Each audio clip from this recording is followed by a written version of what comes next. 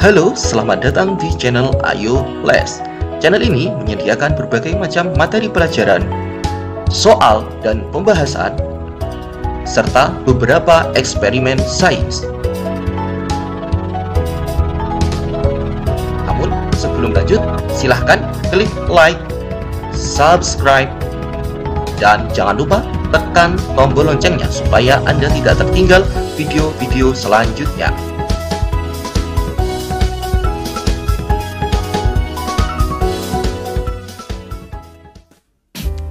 Assalamualaikum warahmatullahi wabarakatuh. Salam sejahtera untuk kita semua. Jumpa lagi dengan saya Khairul Huda di channel Ayo Les. Pada kesempatan kali ini kita akan membahas soal untuk tingkat pendidikan SD negeri maupun MI. Ini bisa dipakai untuk swasta juga ya adik-adik. Penilaian akhir semester ataupun PAS semester ganjil tahun pelajaran 2021-2022. Adik-adik jangan khawatir, soal ini sudah disesuaikan dengan kurikulum 2013.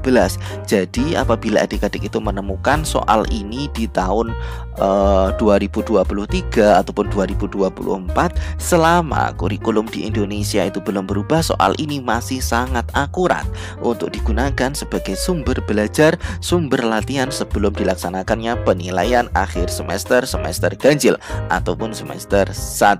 Baik, untuk kelas yang akan kita bahas di sini adalah kelas 6 untuk mata pelajaran PAI ataupun Pendidikan Agama Islam dan Budi Pekerti. Baiklah adik-adik, tanpa berpanjang lebar, marilah kita langsung mulai ke dalam pembahasan. Pembahasan soal nomor 1. Al-Kafirun turun setelah surat A. Al-Kautsar, B. Al-Ma'un, C. Al-Quraisy ataupun D. Al-Fil. Jawaban yang paling tepat untuk soal nomor 1 apa adik-adik?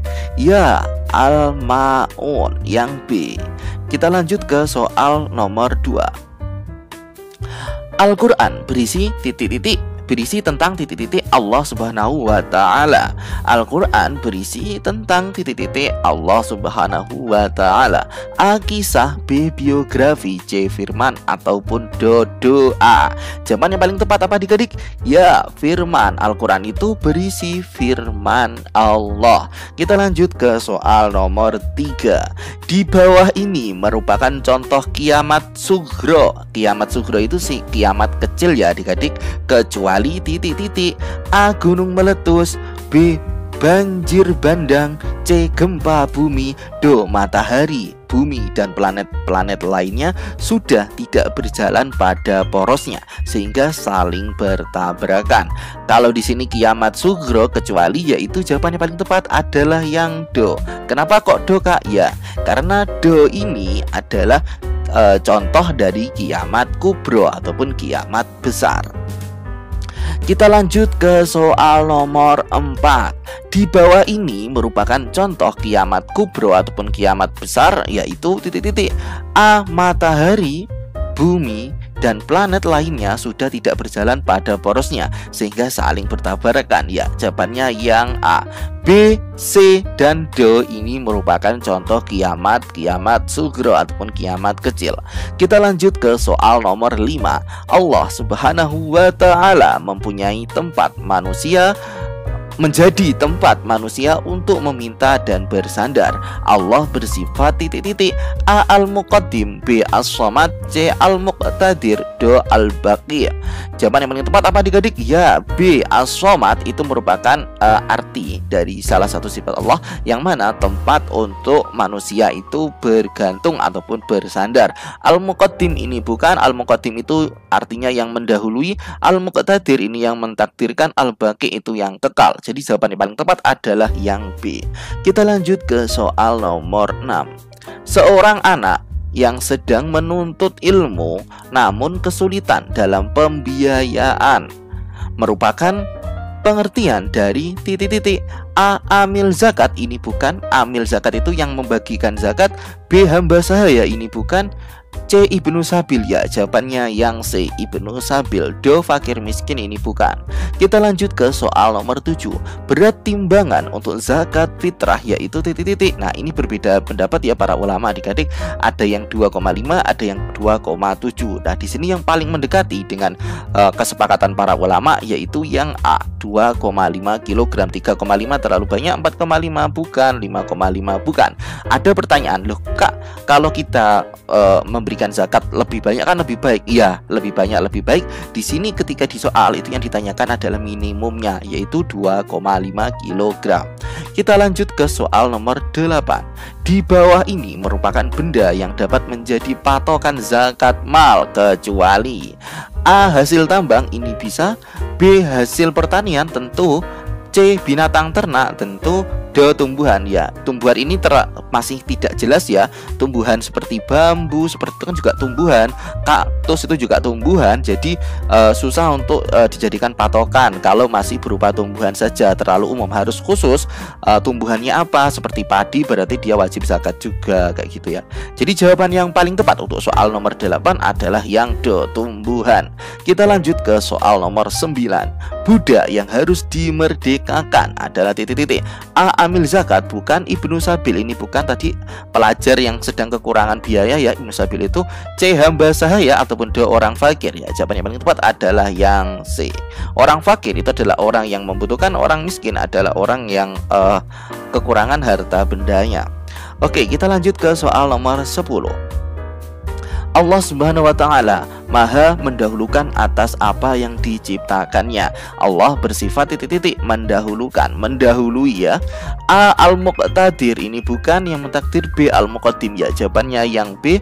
As-Somad, ini tempat bergantung ataupun bersandar, ini bukan. Al-Baqi, itu yang kekal. Berarti yang paling tepat adalah yang B. Kita lanjut ke soal nomor 11.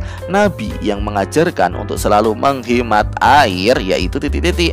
A. Nabi Musa, B. Nabi Shu'aib, C. Nabi Isa, ataupun D. Nabi Muhammad. Ya, jawaban yang paling tepat adalah yang D. Nabi Muhammad. Kenapa? Karena aturan ataupun anjuran untuk menggunakan air, menghemat air itu memang diajarkan ataupun dianjurkan oleh Nabi Muhammad. Kenapa?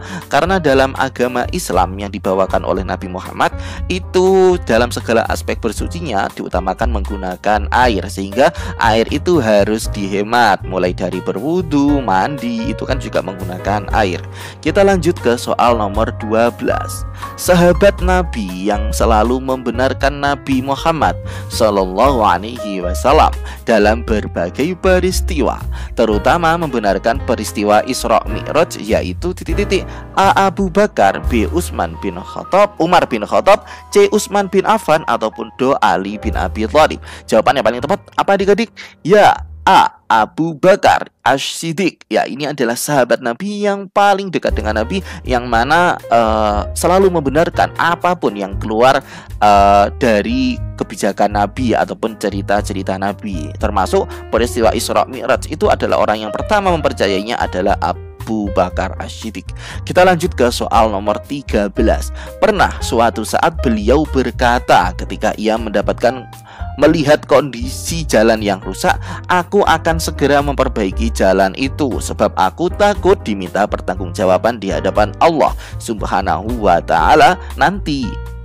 Hanya karena ada seekor unta yang terjungkal karena kondisi jalan yang rusak tersebut. Beliau adalah titik-titik.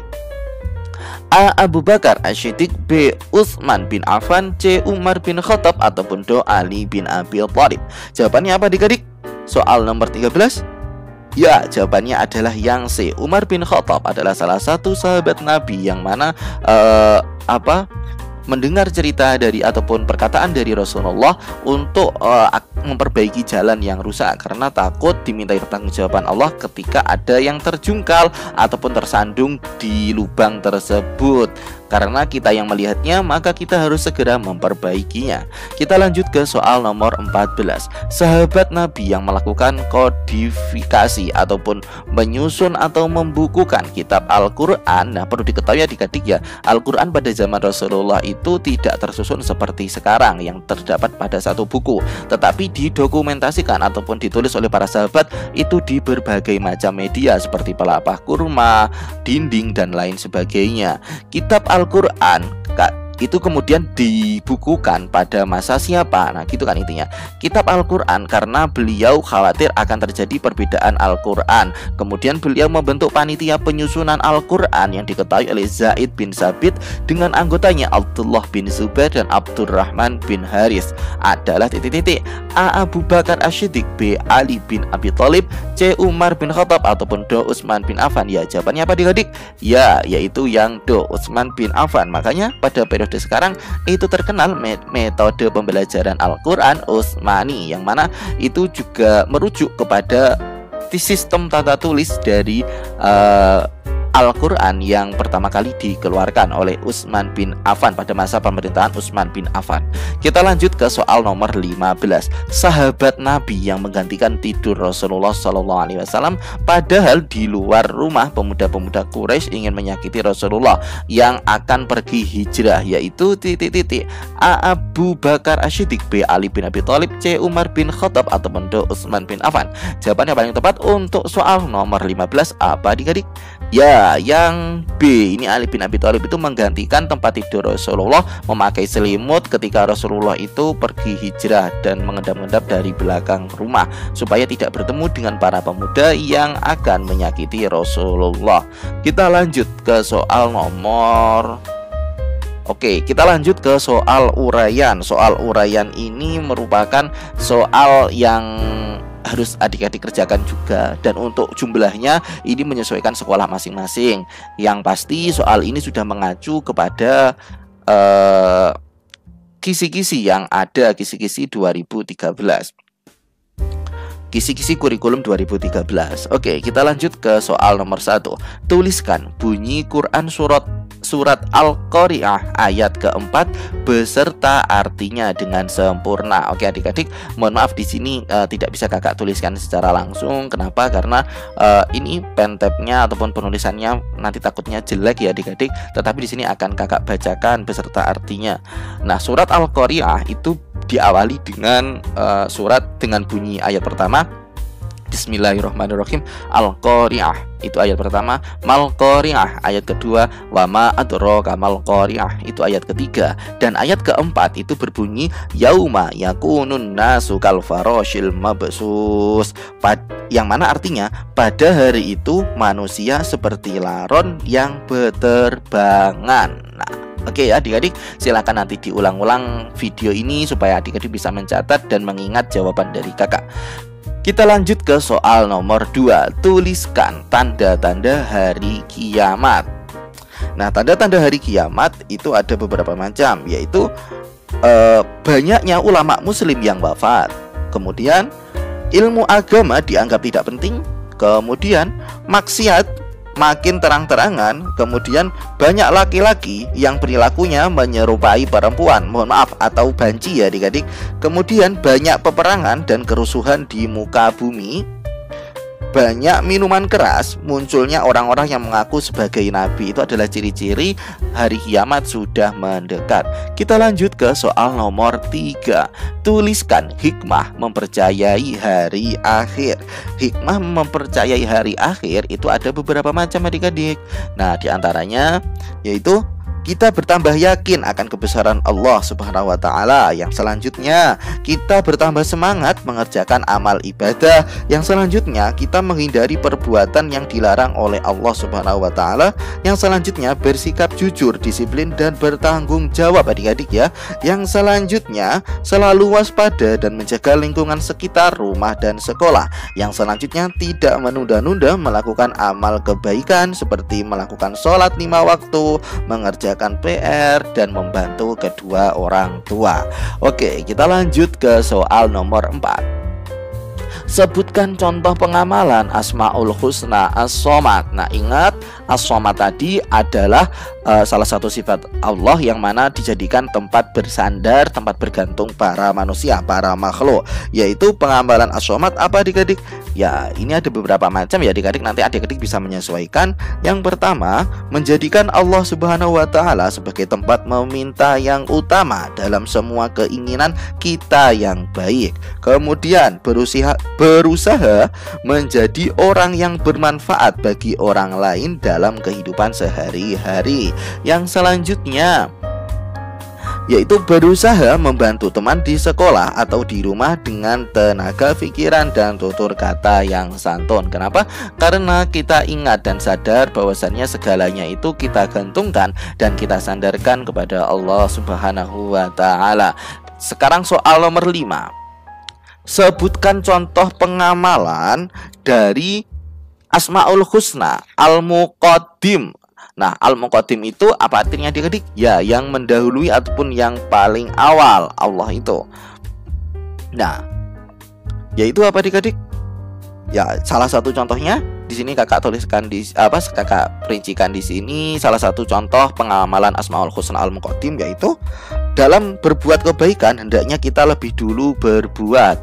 Jadi kita mendahului nih dalam berbuat kebaikan. Ibaratnya ketika adik-adik itu mau mengajak teman untuk berbuat baik, kita sendiri dulu yang mendahului untuk berbuat baik. Kemudian mengerjakan sesuatu yang bermanfaat untuk masa depan, dan jangan mengerjakan perbuatan yang sia-sia yang merugikan orang lain. Yang selanjutnya, jangan menunda-nunda pekerjaan, terutama belajar. Dan yang terakhir yaitu mendahulukan kepentingan umum daripada kepentingan sendiri. Baiklah adik-adik, terima kasih telah mengikuti video pembelajaran ini sampai akhir. Sudah selesai pembahasan dari kakak untuk soal nomor 6 untuk kelas 6 mata pelajaran PAI dan Budi Pekerti. Semoga apa yang kita bahas dan kita pelajari pada kesempatan kali ini banyak yang keluar, ataupun bahkan semua soalnya itu sama. Kalaupun tidak sama, adik-adik jangan khawatir. Soal ini sudah disesuaikan dengan kisi-kisi yang terbaru, sehingga saya jamin 80% soalnya itu mirip-mirip, ataupun bahkan kalau tidak mirip 100% mungkin akan diubah sedikit-sedikit. Jadi contohnya seperti ini. Soal nomor 2, Al-Quran berisi tentang titik-titik Allah Subhanahu wa ta'ala. Nah, ini kan jawabannya tadi firman. Nah, mungkin jawaban soal nanti dari Bapak Ibu guru kalian akan dibalik. Firman Allah itu adalah titik-titik Al-Quran jawabannya. Gitu ya adik-adik, jangan khawatir. Terima kasih adik-adik telah bersama Ayo Les bersama kakak Khairul Huda sampai akhir. Semoga apa yang kita pelajari bisa bermanfaat untuk ujian kalian semua dan mendapatkan nilai yang maksimal. Dari saya akhiri. Wassalamualaikum warahmatullahi wabarakatuh. Dadah. Jangan lupa like, subscribe ya adik-adik. See you.